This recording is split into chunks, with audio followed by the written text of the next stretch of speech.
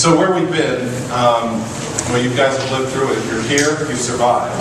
A lot of names that are gone forever out of the retail space, but the stores.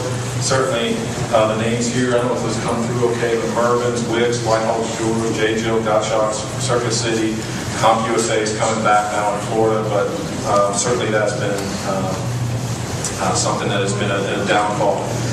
The recession in terms of point of sale, which I know RSPA is mostly, although it's a dealer community, it's around the point of sale market. That downturn was going to happen, and the downturn in retail was going to happen anyway. We were overstored. It was unsustainable. Retail was growing at about 12% a year when GDP was growing about 5% a year. So our benefits from 2005 to 2008, really, to mid-2008, are part of what crashed us as an industry, along with all the other stuff. We got all the advantage of the low-cost mortgages and all that stuff and all that money into it.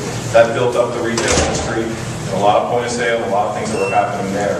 Now, when it comes to point of sale, we were going to drop regardless of the economy in 2008 and 2009.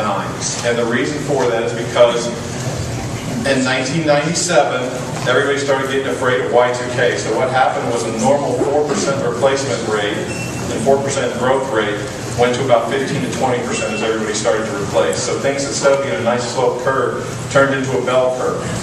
And we were at the top of the bell curve in 2007, again, that we were at in 1999, 2000, where everybody was replacing. So we were bound to contract. That's the bad news. The good news is you're probably enjoying right now is 2009 was a wash.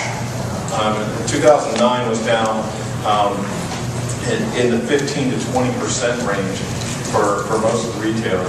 But what's happening now is that budget that wasn't spent in 2009 is coming back in 2010, particularly in the channel. For those of you in the channel, you're benefiting from the fact that PCI has caused a great deal of replacements to occur in the marketplace. So that's driving growth right now and bringing the channel somewhat out of the recession, whereas the larger retailers haven't been investing as much in new point of sale because they've already been down to PCI half in terms of new hardware and new major software in that space.